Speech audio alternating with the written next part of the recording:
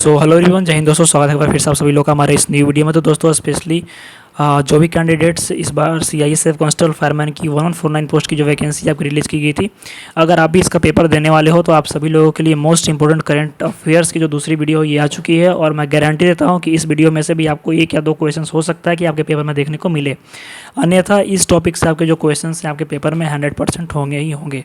तो चलिए देख लेते हैं टॉप करंट अफेयर्स। और उससे पहले दोस्तों आपसे सबसे रिक्वेस्ट करूँगा है कि आपको इस वीडियो के लास्ट में बताना है कि आप इसमें से कितना स्कोर कर पा रहे हो, जिसके माध्यम से पता चल सके कि आपकी प्रिपरेशन कैसी है।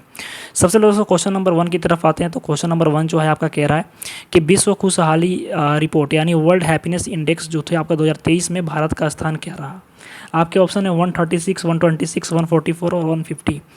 तो बेसिकली दोस्तों अगर बात करें विश्व खुशहाली रिपोर्ट 2023 की, तो इस बार भारत के जो रैंकिंग रहा है ये आपका 126 रहा है आउट ऑफ 136 कंट्री, यानी ऑप्शन बी जो हो जाएगा बिल्कुल सही हो जाएगा। बात कर लेते हैं जो यहाँ पे 150 दिया है। तो दोस्तों ये जो रैंक रहा है आपके इंडियन मीडिया का, ठीक है, भारत का जो मीडिया रैंकिंग में स्थान की अगर बात करें तो ये 150 रहा है इस बार, ठीक है। इसके बाद दोस्तों क्वेश्चन नंबर 2, क्वेश्चन नंबर 2 कह रहा है कि 57वां ज्ञानपीठ पुरस्कार किसे दिया गया, यानी 57वां जो ज्ञानपीठ पुरस्कार है ये किसे दिया गया। सबसे पहले चीज़ दोस्तों कि जो ज्ञानपीठ पुरस्कार होता है ये दिया किस क्षेत्र में जाता है। तो ज्ञानपीठ पुरस्कार दोस्तों आपको साहित्य के क्षेत्र में दिया जाता है, जिसको कि हम लिटरेचर कहते हैं, लिटरेचर के क्षेत्र में इसको दिया जाता है, ठीक है।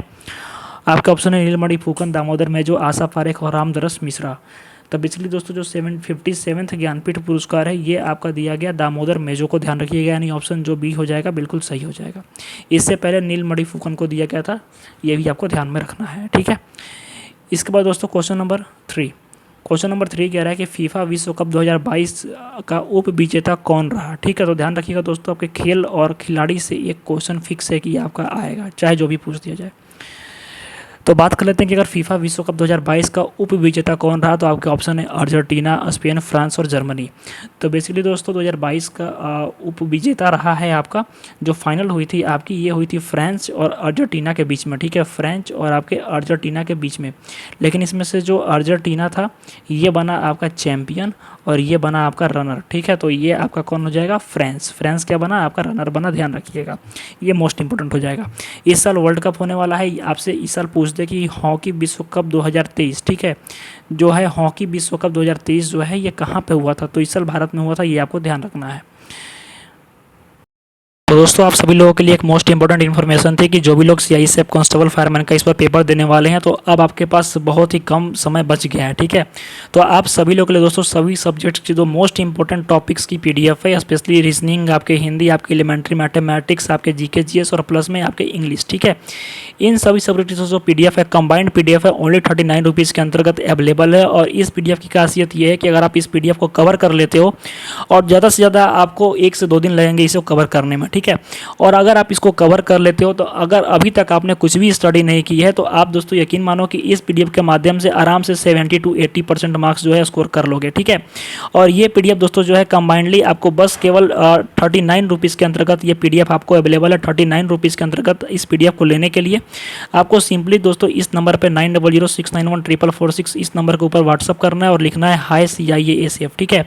और वहाँ पे आपको डिटेल्स मिल जाएगी कि आपको PDF कैसे परचेज करना है। और कंबाइंड ऑल सब्जेक्ट की PDF ओनली 39 रुपीज़ के अंतर्गत अवेलेबल है। तो दोस्तों जिनको भी ये PDF लेना है जाकर के जल्दी से PDF परचेज कीजिए। PDF परचेज करने के लिए जो नंबर दिया गया है उसके ऊपर आपको व्हाट्सअप करना है। इसके बाद दोस्तों क्वेश्चन नंबर 4, क्वेश्चन नंबर 4 कह रहा है कि भारत का नया CDS किससे नियुक्त किया गया है। ध्यान रखिएगा कि CDS का हो सकता है कि फुल फॉर्म आपसे पूछ दे, तो ये होता है चीफ ऑफ डिफेंस स्टाफ, ठीक है, चीफ ऑफ डिफेंस स्टाफ। आपके ऑप्शन दिए गए हैं, नीचे देख लीजिए, अनिल चौहान, मनोज पांडे, सिलवर्धन सिंह और हरि कुमार। लेकिन आपसे अगर ये पूछ दे कि भारत के प्रथम CDS कौन थे, तो ये आपके BPN रावत थे, जो कि आपके हेलीकॉप्टर क्रैश में डेथ हो गए थे, ठीक है इनकी। तो BPN रावत जो थे ये प्रथम आपके CDS थे, ध्यान रखिएगा। अब सेकंड CDS जो बने हैं हाल ही में ये आपके बने हैं अनिल चौहान जी। तो अनिल चौहान जो ऑप्शन बी हो जाएगा बिल्कुल सही हो जाएगा, ठीक है। इसके साथ में कुछ एडिशनल इन्फॉर्मेशन आपको दे दूं कि जैसे आप सभी को पता हुआ कि ऑप्शन ए जो है बिल्कुल सही हो जाएगा। लेकिन मनोज पांडे जी जो हैं, मनोज पांडे जी वर्तमान में आर्मी चीफ हैं, ठीक है, आपके आर्मी चीफ हैं। आप देने जा रहे हो CISF का पेपर तो आपको पता होना चाहिए कि शीलवर्धन सिंह जो हैं ये CISF के वर्तमान में DG हैं और हरि कुमार ये आपके नेवी चीफ हैं वर्तमान में, ठीक है। तो ये मोस्ट इंपॉर्टेंट हो जाएगा। अब कमेंट सेक्शन में आप बता सकते हो मुझे कि भारत का वर्तमान में वायुसेना अध्यक्ष किसे नियुक्त किया गया है। इसके बाद क्वेश्चन नंबर 5। क्वेश्चन नंबर 5 कह रहा है कि शरद अचत कमल का संबंध किस खेल से है। दोस्तों शरद अचत कमल एक खिलाड़ी हैं, तो इनका संबंध किस खेल से। आपके ऑप्शन है बैडमिंटन, टेबल टेनिस, हॉकी और फुटबॉल। तो दोस्तों शरद अचत कमल का जो संबंध है बेसिकली आपके टेबल टेनिस से, तो ऑप्शन बी जो हो जाएगा बिल्कुल सही हो जाएगा, टेबल टेनिस से इनका संबंध है। बात कर लेते हैं बैडमिंटन के मशहूर खिलाड़ी के बारे में, तो ये दोस्तों आपके कौन है, तो साइना नेहवाल, ठीक है, साइना नेहवाल। हॉकी का प्रसिद्ध संदीप कुमार हो जाएगा, ठीक है, संदीप कुमार अगर भारत की बात करते हैं। फुटबॉल का आपका नो डाउट सुनील छेत्री, ठीक है, सुनील छेत्री। ये पूछ देगा सुनील छेत्री का संबंध किस खेल से, तो फुटबॉल से है। इसके बाद है क्वेश्चन नंबर 6। हाँ, यहाँ पे सुनील छेत्री का एक और चीज़ है कि सुनील छेत्री जो हैं विश्व के तीसरे सबसे ज़्यादा गोल करने वाले फुटबॉलर बन गए हैं। इसके बाद है क्वेश्चन नंबर 6। यूनिसेफ इंडिया का नेशनल एम्बेसडर कौन है। ब्रांड एम्बेसडर से एक क्वेश्चन आपके एग्जाम में 100% फिक्स है। आपके ऑप्शन है मैथिली ठाकुर, दीपा मलिक, विराट कोहली, आयुष्मान खुराना। तो दोस्तों जो यूनिसेफ इंडिया है इसका नेशनल ब्रांड एम्बेसडर जो बनाया गया है, ये बनाया गया है आपके आयुष्मान खुराना को। तो आयुष्मान खुराना जो हो जाएगा बिल्कुल सही हो जाएगा, ऑप्शन डी, ठीक है। इसके साथ में मैथिली ठाकुर जो है, मैथिली ठाकुर को बिहार का खादी ब्रांड एम्बेसडर बनाया गया है, खादी ब्रांड एम्बेसडर। तो ऑप्शन डी जो हो जाएगा बिल्कुल सही हो जाएगा, तो ये आपका बिल्कुल सही है। इसके बाद दोस्तों क्वेश्चन नंबर 7। क्वेश्चन नंबर 7 कह रहा है कि वर्तमान में राज्यसभा के सभापति कौन है। तो ध्यान रखिएगा कि जो राज्यसभा का सभापति होता है वो भारत का उपराष्ट्रपति होता है। तो एक तरह से आपसे ये भी पूछ ले रहा है कि भारत का उपराष्ट्रपति कौन सा है। तो आपके ऑप्शन है द्रौपदी मुर्मू, जगदीप धनखड़, सपना जोशी और नरेंद्र मोदी।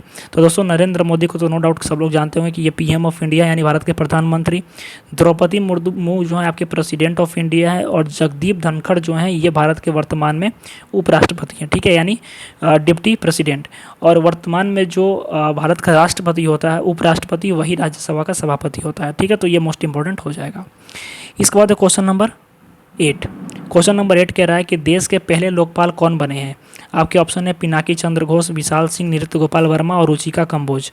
तो दोस्तों वर्तमान में देश के पहले लोकपाल जो हैं ये बनाए गए हैं आपके पिनाकी चंद्र घोष, ठीक है। पिनाकी चंद्र घोष जो हैं भारत के वर्तमान में नए लोकपाल बनाए गए हैं। अब कमेंट सेक्शन में बताना है आपको कि भारत का कंट्रोलर और ऑडिटर जनरल कौन है, ठीक है, यानी जो महान्यायवादी है भारत का, ये कौन है। इसके बाद दोस्तों क्वेश्चन नंबर 9। क्वेश्चन नंबर 9 कह रहा है कि किस राज्य में 100 साल के बाद दूसरा रेलवे स्टेशन बना। एक ऐसा राज्य है भारत का जहाँ की 100 साल के बाद दूसरा रेलवे स्टेशन बना है और ये हाल ही में बहुत चर्चा में है। ऑप्शन है असम, त्रिपुरा, मणिपुर, नागालैंड। तो दोस्तों आपका नागालैंड जो है, नागालैंड में 100 साल के बाद दूसरा रेलवे स्टेशन बना है। नागालैंड के अगर हम कैपिटल के बारे में बात करें तो दोस्तों ये कोहिमा है, ठीक है। और एक चीज़ मोस्ट इंपॉर्टेंट चीज़ की आपको ध्यान रखना होगा कि आप जब पेपर देने जाओ तो आप एक बार जो CM और गवर्नर है, ठीक है, CM और गवर्नर हैं सभी स्टेट के एक बार पढ़ लेना। तो अगर आप पढ़े होगे तो बताना कि नागालैंड का वर्तमान में मुख्यमंत्री और गवर्नर कौन है। और ये सारी चीज़ दोस्तों आपको हमारी PDF के अंतर्गत मिल जाएगी, ठीक है, सारा चीज़ इसमें अवेलेबल है। इसके बाद क्वेश्चन नंबर 10। क्वेश्चन नंबर 10 कह रहा है कि भारत में पहली बार जो G20 बैठक हुई है, ग्रुप ऑफ 20 कंट्रीज, ये आपका फुल फॉर्म होता है, ठीक है, का आयोजन कहाँ हुआ है। आपके ऑप्शन है दिल्ली, राजस्थान, जम्मू और महाराष्ट्र। तो दोस्तों ये सबसे जो पहली आपकी बैठक हुई है ये आपके राजस्थान के उदयपुर में हुई है, ध्यान रखिएगा, ठीक है, उदयपुर में इसकी पहली बैठक हुई है।